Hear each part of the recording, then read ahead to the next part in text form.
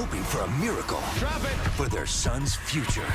The Wall, all new tonight at 8/7 Central on NBC. We are NBC Nebraska. Your live, local 6 o'clock news starts now.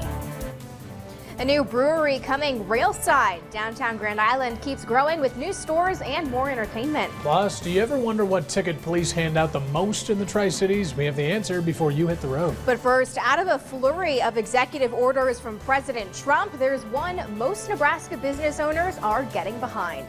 It's your top story on NBC Nebraska News at 6. Good evening, I'm Catherine Silver. And I'm Spencer Schubert. Thank you so much for joining us here this evening. President Trump is taking aim at business, sending a temporary freeze and setting new regulations in motion. The president says the purpose of the order is to make opening and expanding businesses easier. And that's what he told small business owners when he hosted a group at the White House Monday. Basically, the order requires that for every new business regulation implemented, 2 must be cut. Regulatory agencies will identify which regulations to cut, but the White House will make a final decision.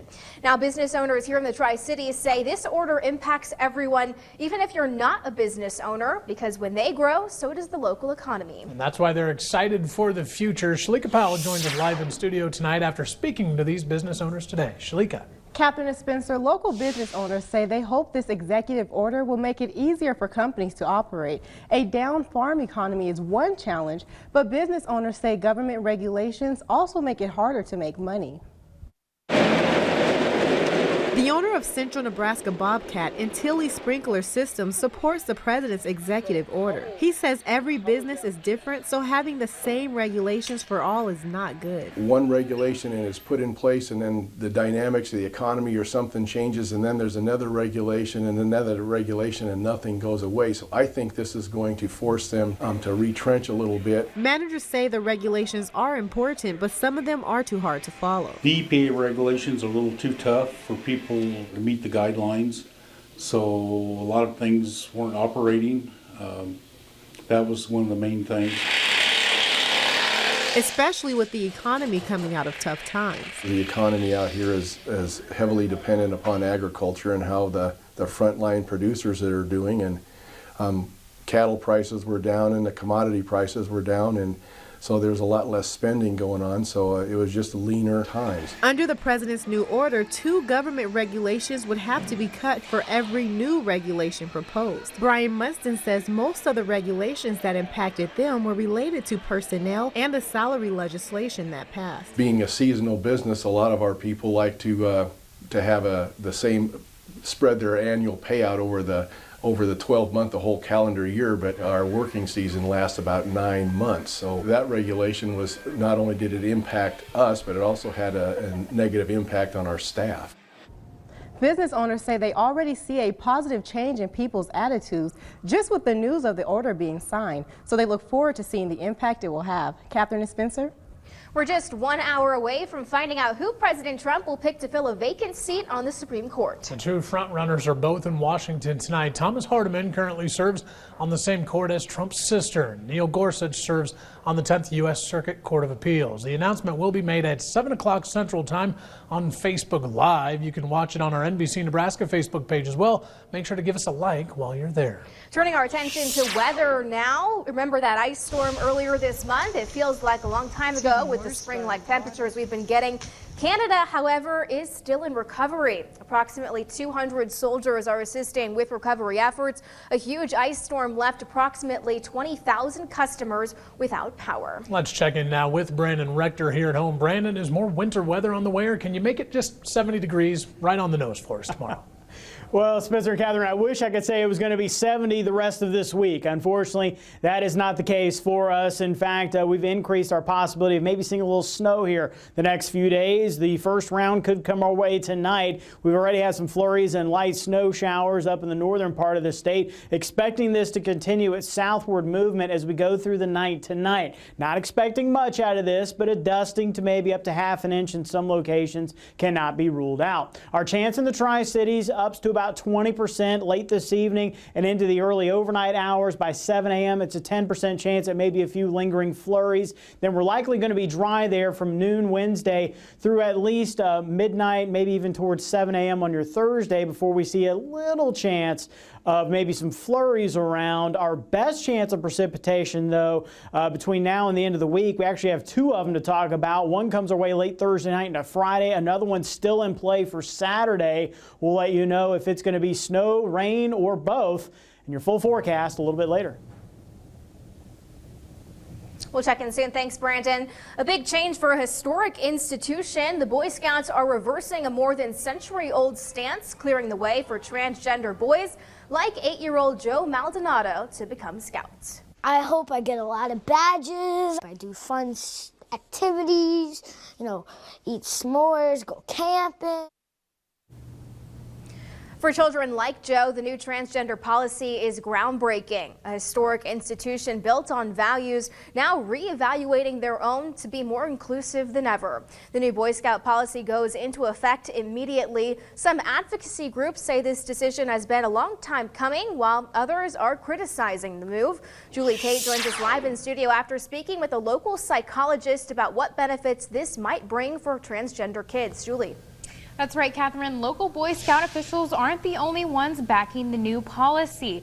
The psychologist I spoke with says that ultimately transgender kids, like all kids, really just need to feel accepted and included.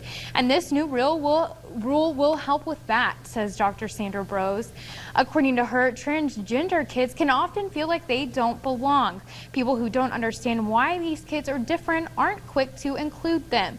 Dr. Brose is on board with the Boy Scouts allowing transgender kids to join because it will make them feel more accepted to have like-minded friends. Just being able to relate to people who are sort of like you in a kind of a homogeneous gender is just really helpful for everybody. Dr. Brose also mentioned that one of the most important things a parent can teach his or her child is to be kind and accepting of others, and that this new Boy Scouts policy may give some young men a chance to practice that.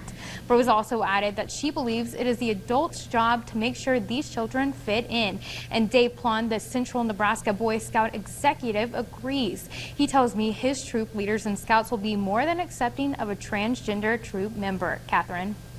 Thanks, Julie. A popular downtown Grand Island restaurant and bar is moving out this spring to make way for a new craft brewery at Railside. As Nathan Detroit prepares to move out, we're taking a look now at how the city continues to try to fill those downtown vacancies. Our own Jackie Kent is there live tonight. Jackie, take it away.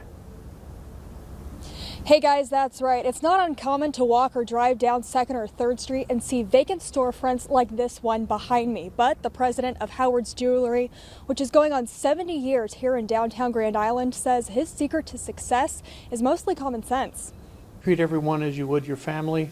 Give them something they can be proud of when they buy it from you, and give them service on everything they buy.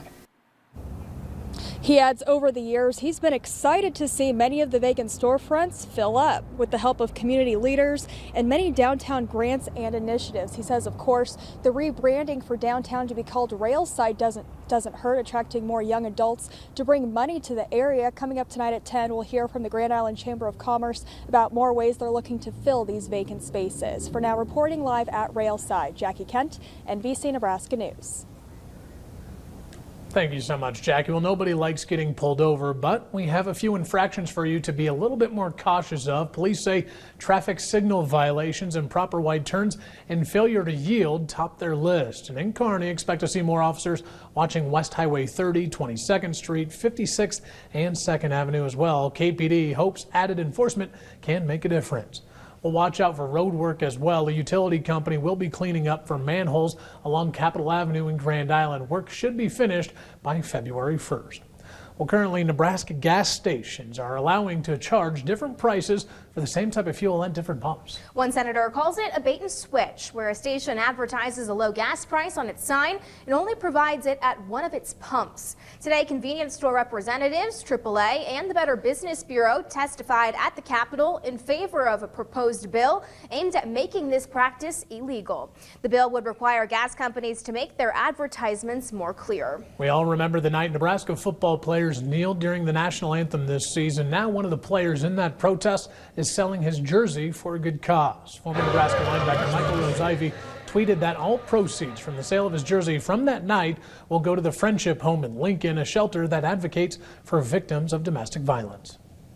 There's a lot of people, a lot of kids, a lot of families in similar situations that I kind of grew up in. I just want to make that resource available, with however much money it makes. I believe wholeheartedly the Martin Luther King quote. I may not be able to do large things, but I can do small things great. We were ecstatic about the idea, not only because we believe it will raise funds for keeping our shelter doors open, but because it raises awareness.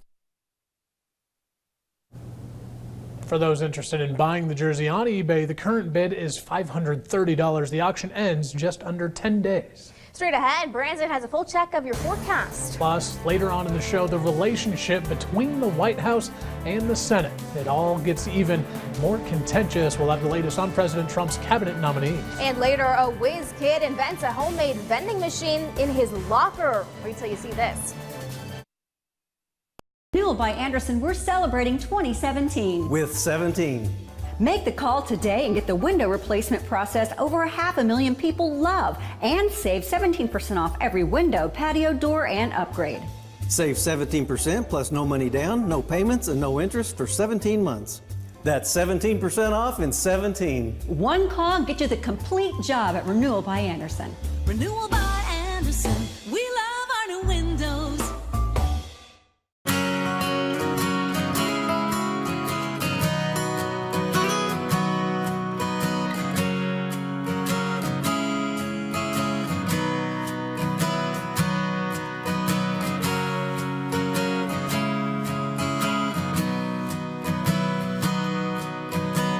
Right now, get any large original or flatbread pepperoni pizza for only $10. Casey's, famous for pizza.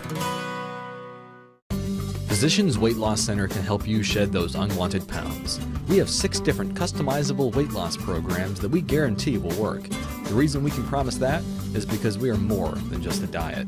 We are a medically supervised weight loss center with the goal of changing lives by teaching healthy eating habits and lifestyles. Call today for a free consultation. 402-483-7952. Healthy every day, helping make a difference for life.